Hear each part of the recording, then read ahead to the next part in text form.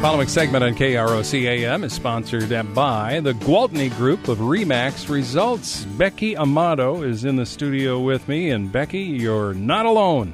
I'm not alone. How you doing today? Good. How are you, Rich? Good to see you. You got a nice, bright, cheerful Monday morning smile. Yeah.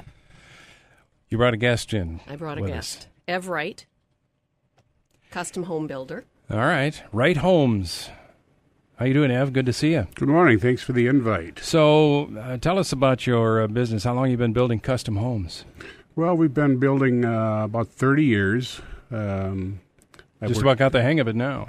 Yeah, I don't pound the nails anymore, but when I started, I put everything together myself, and I enjoyed doing it. And as the company got bigger, my two sons come out of college, and they joined me.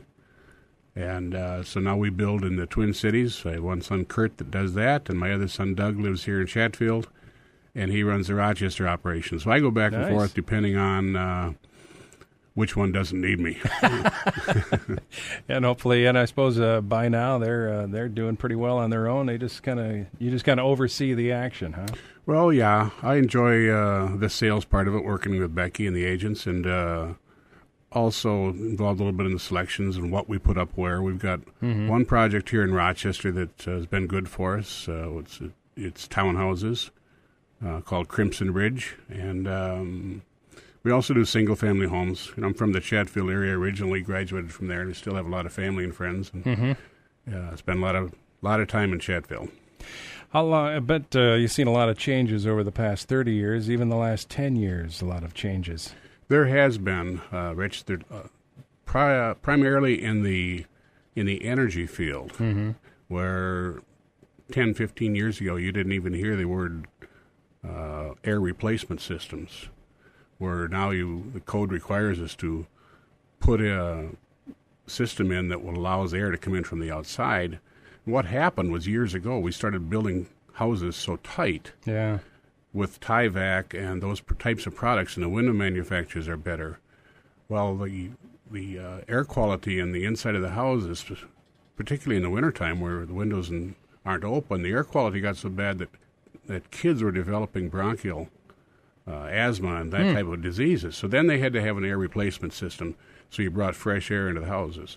But there's several other code changes that have been applied in the last few years that you'd never would have thought of.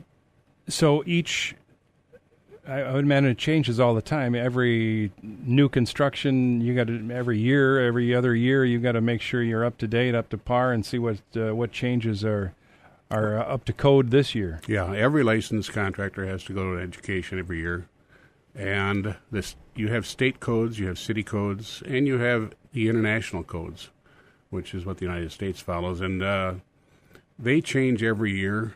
The Rochester Building Department's pretty good to work with, and the last code changes was quite significant.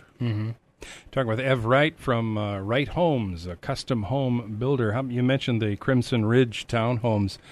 Where in Northwest Rochester is that? And tell us a little bit about how many units and what's there. We started the project about 10 years ago, and then the recession hit, and we basically stopped building up there for a few years, and we found that there was no sense in putting up a spec and letting it sit there and accumulate interest. So we stopped building for a few years.